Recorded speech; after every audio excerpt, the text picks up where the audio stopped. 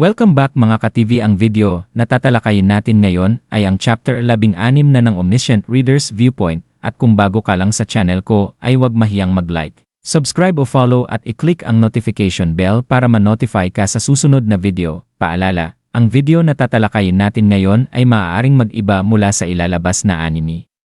Hindi ko inaangkin ang mga drawing o anumang materyales na ipapakita. Ang layunin ko ay magpakita ng suporta at magbigay ng impormasyon tungkol dito. Ang lahat ng kredito ay nananatili sa mga orihinal na may-ari.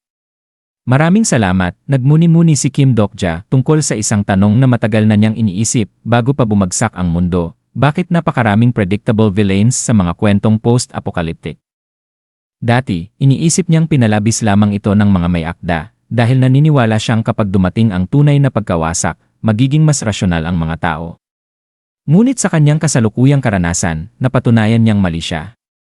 Nang palibutan siya at atakihin ng isang grupo ng mga lalaki, napagtanto ni Dokja na mas glitch pa ang realidad kaysa sa imahinasyon. Nanatili siyang kalmado habang inoobserbahan ang kanilang mga galaw, at madali niyang napigilan ang kanilang mga pag-atake nang hindi gumagamit ng nakamamatay na puwersa.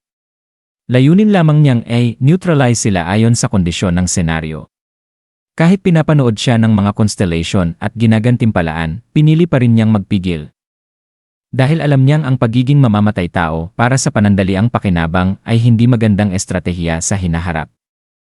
Nang lumapit ang kanilang leader na si Bang Chiolso, agad itong nakilala ni Dokja bilang isang maliit at hindi mahalagang karakter. Sa kabila ng kumpiyansa nito at ng suporta ng kanyang sponsor, kitang-kita ang agwat ng kanilang lakas.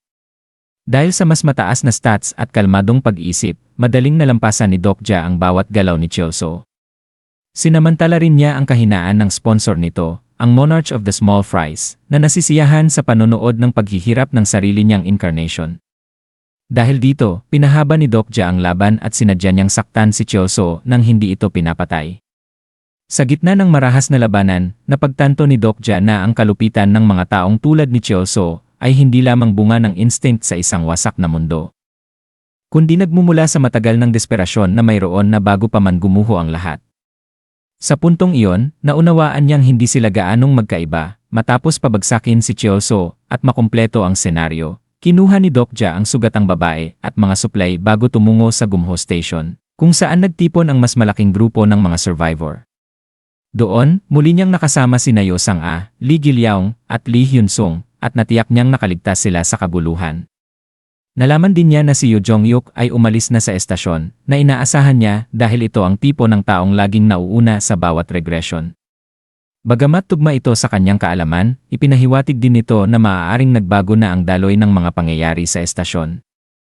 Lumala ang tensyon ng si Han Myung-oh, na minsang iniwan si Dokja, ay subukang baliktarin ang grupo laban sa kanya at ilarawan siya bilang mapanganib. Gayunpaman, hindi agad sumunod ang mga tao na nagpapakita na may ibang may kontrol sa grupo.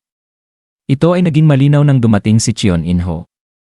Hindi tulad ng mga bastos at desperadong lalaki na nakalaban ni Dokja kanina, si Cheon In-ho ay kalmado, mapagmasid, at tuso. Mabilis niyang inunawa ang sitwasyon at ginamit ito upang baguhin ang pananaw ng mga tao. Ipinakita si Dokja bilang isang bayani na nagligtas ng mga miyembro at nagdala ng mahahalagang supply. Habang nagsimulang tumingin ang mga tao kay Dokja ng may pasasalamat at pag-asa, agad niyang nakita ang tunay na intensyon ni Cheon In-ho. Napagtanto niya na ang tunay na mapanganib sa mundong ito ay hindi ang mga taong kumikilos dahil sa desperasyon, kundi ang mga taong marunong gamitin ang desperasyon ng iba para sa sariling kapangyarihan. Si Cheon In-ho ay eksaktong ganoong uri ng tao, isang lihim na banta sa likod ng maayos na anyo.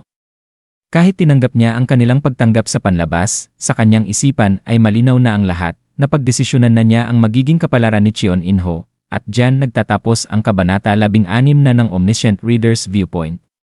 Patuloy lang sa pagsubaybay mga ka-TV at hanggang sa susunod na kabanata. Paalam.